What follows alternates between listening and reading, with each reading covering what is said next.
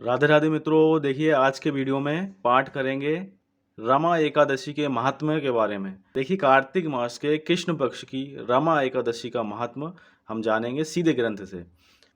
तो देखिए शुरुआत करते हैं। युधिष्ठिर ने पूछा, जनार्दन मुझ पर आपका स्नेह है, अतः कृपा करके बताइए कार्तिक के कृष्ण पक्ष में कौन सी एकादशी होती है। भगवान श्री कृष्ण बोले, राजन कार्तिक के कृष्ण पक्ष में जो परम कल्याणमयी एकादशी होती है वह रमा के नाम से विख्यात है। रमा परम उत्तम है और बड़े बड़े पापों को हरने वाली है। पूर्व काल में मुचुकुंद नाम से विख्यात एक राजा हो चुके हैं जो भगवान विष्णु के भक्त और सत्य प्रतिज्ञ थे। निष्कंटक राज्य का शासन करते हुए उस राजा के यहाँ नदियों में श्रेष्ठ चंद्रभागा कन्या के रूप में उत्पन्न हुई। राजा ने चंद्रसेन कुमार शोभन के साथ उसका विवाह कर दिया। एक समय की बात है, शोभन अपने ससुर के घर आए। उनके यहाँ दशमी का दिन आने पर समूचे नगर में ढिंढोरा पिटवाया जाता था कि एकादशी के दिन कोई भी भोजन ना करे, कोई भी भोजन ना करे। ये डंके की घोषणा सुनकर शोभन ने अपनी प्यारी पत्नी चंद्रभागा से कहा, प्रिय अब मुझे इस समय क्या करना चाहिए, इसकी शिक्षा दो। चंद्रभागा बोली, प्रभु मेरे पिता के घर पर तो एकादशी को कोई भी भोजन नहीं कर सकता। हाथी, घोड़े, हाथियों के बच्चे तथा अन्य पशु भी अन्न, घास तथा जल तक का आहार नहीं करने पाते। फिर मनुष्य एकादशी के दिन कैसे भोजन कर सकते हैं। प्राणनाथ, यदि आप भोजन करेंगे तो आपकी बड़ी निंदा होगी।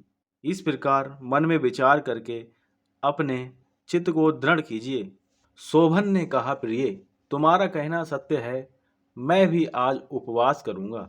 दैव का जैसा विधान है वैसा ही होगा, भगवान श्री कृष्ण कहते हैं। इस प्रकार दृढ़ निश्चय करके शोभन ने व्रत के नियम का पालन किया। सुधा से उनके शरीर में पीड़ा होने लगी, अतः वे बहुत दुखी हुए। भूख की चिंता में पड़े पड़े सूर्यास्त हो गया। रात्रि आई जो हरि पूजा परायण तथा जागरण में आसक्त वैष्णव मनुष्यों का हर्ष बढ़ाने वाली थी, परंतु वह रात्रि शोभन के लिए अत्यंत दुखदायी नहीं हुई। सूर्योदय होते होते उनका प्राणांत हो गया। राजा मुचुकुंद ने राजोचित काष्ठों से शोभन का दाह संस्कार कराया। चंद्रभागा पति का पारलौकिक कर्म करके पिता के ही घर पर रहने लगी। नृपश्रेष्ठ रमा नामक एकादशी के व्रत के प्रभाव से शोभन मंदराचल के शिखर पर बसे हुए परम रमणीय देवपुर को प्राप्त हुआ। वहां शोभन द्वितीय कुबेर की भांति शोभा पाने लगा। राजा मुचुकुंद के नगर में सोम शर्मा नाम से विख्यात एक ब्राह्मण रहते थे। वे तीर्थ यात्रा के प्रसंग से घूमते हुए कभी मंदरांचल पर्वत पर गए। वहां उन्हें शोभन दिखाई दिए। राजा के दामाद को पहचान कर वे उनके समीप गए। शोभन भी उस समय द्विश्रेष्ठ सोम शर्मा को आया जान शीघ्र ही आसन से उठकर खड़े हो गए और उन्हें प्रणाम किया। फिर क्रमशः अपने ससुर राजा मुचुकुंद का, प्रिय पत्नी चंद्रभागा का तथा समस्त नगर का कुशल समाचार पूछा। सोम शर्मा ने कहा, राजन वहाँ सबकी कुशल है। यहाँ तो अद्भुत आश्चर्य की बात है। ऐसा सुंदर और विचित्र नगर तो कहीं किसी ने भी नहीं देखा होगा। बताओ तो सही, तुम्हें इस नगर की प्राप्ति कैसे हुई।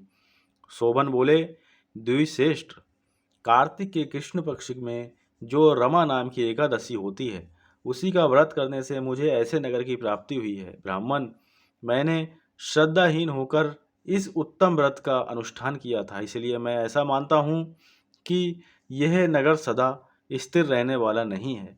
आप मुचुकुंद की सुंदरी कन्या चंद्रभागा से यह सारा वृतांत कहिएगा। शोभन की बात सुनकर सोम शर्मा ब्राह्मण मुचुकुंदपुर में गए और वहां चंद्रभागा के सामने उन्होंने सारा वृतांत कह सुनाया।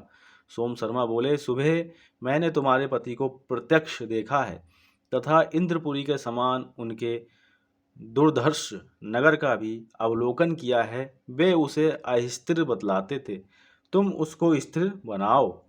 चंद्रभागा ने कहा, ब्रह्म ऋषि मेरे मन में पति के दर्शन की लालसा लगी हुई है, आप मुझे वहां ले चलिए। मैं अपने व्रत के पुण्य से उस नगर को स्थिर बनाऊंगी।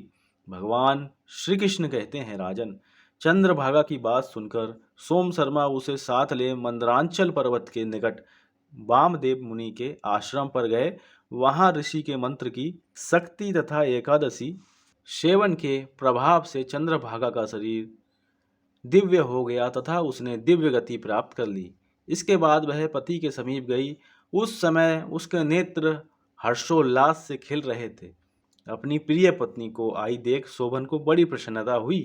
उन्होंने उसे बुलाकर अपने वाम भाग में सिंहासन पर बिठाया।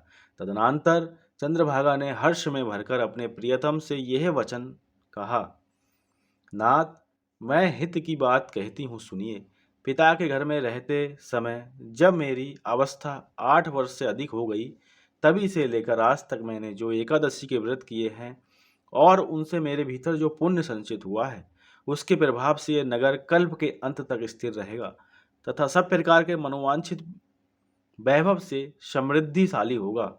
नृपश्रेष्ठ, इस प्रकार रमा व्रत के प्रभाव से चंद्रभागा दिव्य भोग, दिव्य रूप और दिव्य आभरणों से विभूषित हो अपने पति के साथ मंदरांचल के शिखर पर विहार करती है।